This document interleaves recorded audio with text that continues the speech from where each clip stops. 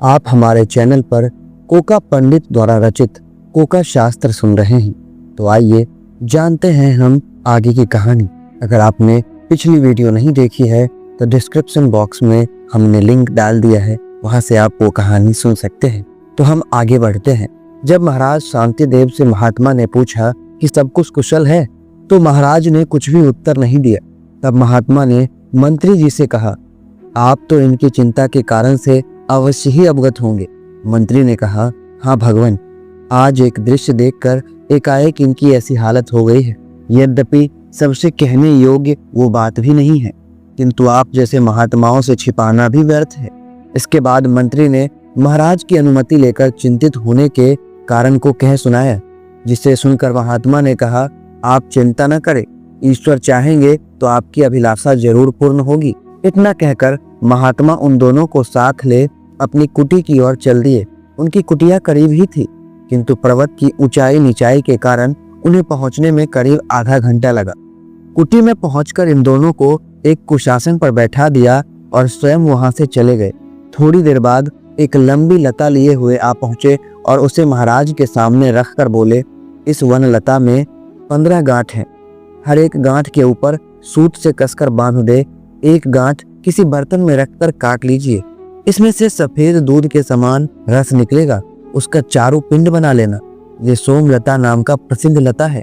इसके सेवन से अवश्य संतान की प्राप्ति होगी। कुछ दिनों बाद ईश्वर की कृपा से महाराज और मंत्री दोनों के घर में पुत्र उत्पन्न हुए।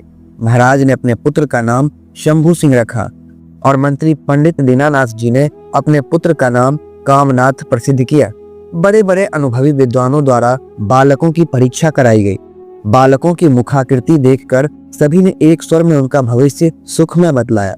कामनाथ जब बोलने लायक हुआ, तब उसकी कोकिल समान मधुर आवाज को सुनकर उसके पिता उसे कोका कहकर पुकारने लगे। इस नाम के आगे कामनाथ का नाम छिप गया। वे बड़े होकर भी इसी नाम से प्रसिद्ध हुए। जब कोका छोटे थे, तभी पंडित दीनानाथ जी ने अच्छे अच्छे शिक्षाप्रद श्लोक कंठ रटाया करते थे। यहाँ तक कि अक्षराभ्यास से लेकर व्याकरण आदि सब शास्त्र उन्होंने स्वयं पढ़ाए और समयानुसार सब संस्कार भी यथाविधि कराए। जिन विषयों को वे स्वयं नहीं जानते थे, उन विषयों को उन्होंने अन्य उच्च कोटि के विद्वानों से पढ़ाया। कोका की बुद्धि बड़ी अपूर्व थी और स्मरण शक्ति भी असीम थी। जैसे वे सर्वांग सुंदर उत्पन्न हुए, वैसे ही अपूर्व विद्वान भी हो गए। उनकी ऐसी उन्नति देखकर उनके माता पिता फूलों नहीं समाते थे। एक दिन दैव संयोग से कोका को साथ लेकर मंत्री जी राज दरबार में गए। कोका की मोहिनी सूरत देखकर महाराज शांतिदेव जी बड़े प्रसन्न हुए। युवराज शंभू सिंह भी दरबार में ही बैठे हुए थे। उन्होंने भी अनेक विद्याओं का अध्ययन किया था। महाराज ने मंत्री जी से कहा, मंत्री जी, अब हम लोगों की इच्छा परमात्मा ने पूर्ण कर दी। अब हमें राजपाट का भार लड़कों को सौंप देना चाहिए। मेरी समझ में अब लड़के पूर्ण योग्य हो गए हैं। थोड़ी देर बाद कोका पंडित की बुद्धि की परीक्षा के लिए उन्हें संबोधन करते हुए महाराज ने कहा, जितना प्रेम संतान के प्रति माता पिता का होता है, उतना संतान को माता पिता के प्रति होता है या नहीं? कोका पंडित ने उठकर बड़ी नम्रता के साथ कहा, राजन, ये प्रश्न जितना कठिन है उतना ही महत्वपूर्ण भी है। मैं इसका उत्तर अपने स्वल्प बुद्धि अनुसार देता हूँ। संभव है कोई त्रुटि हो तो उसे क्षमा करेंगे महाराज। कोका, दोनों में निस्वार्थ बराबर ही होता है, किंतु स्वार्थ में प्रेम में अवश्य अंतर होता है। महाराज ने कहा, क्या कोई दृष्टांत देकर समझा सकते हो? कोका पंडित ने कहा, हाँ, इतिहास में ऐसे बहुत से उदाहरण आए हैं। जैसे हिरण्यकश्यप ने प्रहलाद को कितने कष्ट दिए, सिर्फ इसलिए कि वो ईश्वर के स्थान पर उसी के नाम की माला फेरे।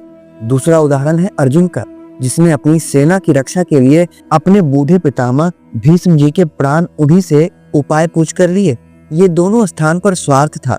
जहाँ स्वार्थ भाव होता है, वहाँ प्रेमा भाव का कारण भी दिखाई नहीं देता। कोका पंडित का उत्तर सुनकर महाराज बहुत प्रसन्न हुए। उन्होंने उसी समय दरबारियों का संबोधन कर कहा, मैं प्रधानमंत्री दीनानाथ जी के पद का उत्तराधिकारी कोका पंडित को ही नियुक्त करता हूँ।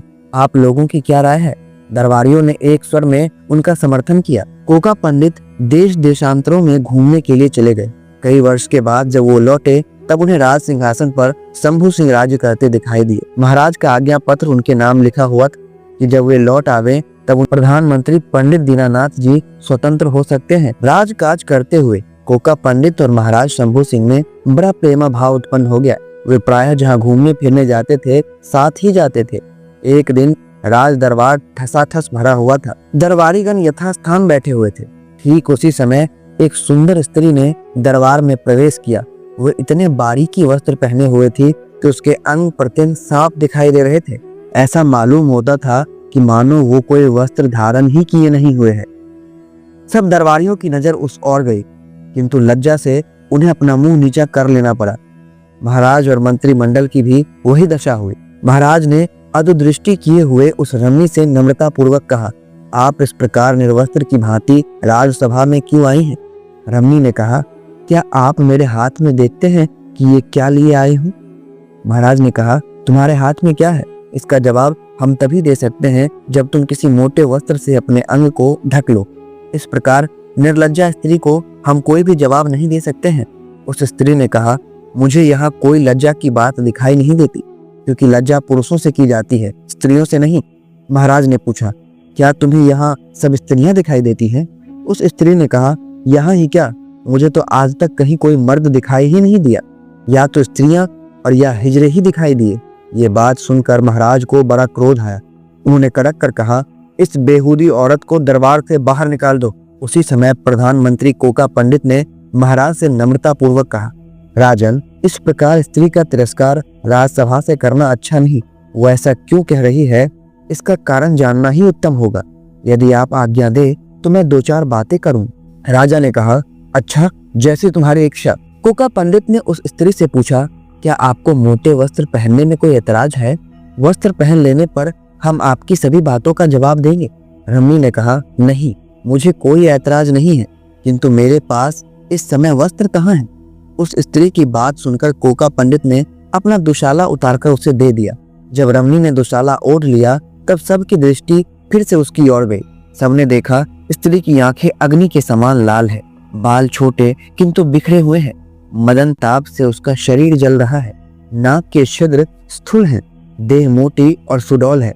उन्मादिनी की भांति उसके सब अंग फरफरा रहे हैं। कुछ आभूषण अंग प्रत्यंग में यथास्थान सुशोभित हैं। वो अपने हाथ में एक गुलाब का फूल लिए सूंघ रही है। मंत्री ने पूछा, क्या आप इसी पुष्प के लिए पूछ रही हैं? इससे आपका क्या मतलब? रमणी ने कहा, इसी को समझने वाला कोई नहीं मिला।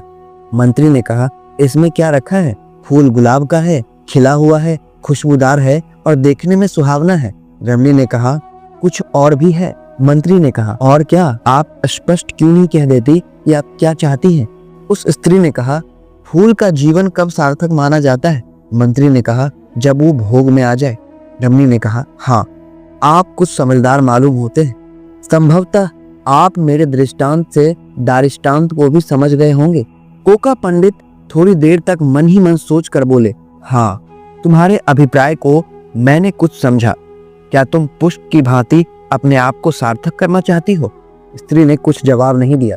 महाराज बड़े गौर से उन दोनों की बातें सुन रहे थे। उन्होंने कोका पंडित से कहा, इन बातों का कुछ मतलब समझ में नहीं आया। कोका पंडित ने कहा, महाराज, ये कामिनी काम वहला दिखाई दे रही है। कामांध होकर इसने उपरोक्त बातें कही हैं। महाराज ने कहा, तो इसका उपाय क्या किया जा सकता है? क्या इसका पति नहीं है? मंत्री ने कहा, आपका कहना सत्य है, किंतु जब उसकी संतुष्टि नहीं होती तब वो राज दरबार में न कहे तो और कहाँ कहे। महाराज ने कहा, तो हम ऐसे स्त्रियों का क्या प्रबंध कर सकते हैं? मंत्री ने कहा, रति शास्त्र संबंधी ग्रंथों का मैंने अध्ययन किया है। संभव है मैं इसे संतोष दिला सकूं। बाह्य रति इसका परम औषध है। आगे आपकी जैसी इच्छा हो। उस कामिनी ने कहा, मेरा अभी विवाह किसी से नहीं हुआ है। मैं विवाह की इच्छा से ही बाहर निकली हूँ। मैं जिस को वर चुना हूँ उसी ने मेरी प्रतिज्ञा को सुनकर मुझसे विवाह करने से इनकार किया है। संभव है मेरी उस प्रतिज्ञा तथा उसका कारण जानने की इच्छा आपको भी हुई होगी, इसीलिए मैं उसे स्पष्ट किए देती हूँ। जब मैं विवाह योग्य हुई, मेरे घर पर विवाह का पैगाम आने लगा। मेरी बहुत सी मिलनसार सखियां थी, जिनके गोद में एक एक दो दो संतानें खेल रही थी। उन्होंने कहा, तुम हमारा कहा मानो तो विवाह मत करो, नहीं तो पछताओगी, क्योंकि हमारा तुम्हारा एक ही स्वभाव है। विवाह से तुम्हें सुख नहीं मिलेगा। यदि तुम्हें संतान की इच्छा हो तो हमसे संतान गोद लेकर पाल पोस सकती हो। तब मैंने कहा, क्या विवाह संतान सुख के लिए ही किया जाता है और कोई प्रयोजन नहीं? आगे की कहानी जानने के लिए हमारे रति शास्त्र चैनल को सब्सक्राइब करें और आप कमेंट करके बताएं कि आपको अगला एपिसोड चाहिए या नहीं। आपका बहुत बहुत धन्यवाद।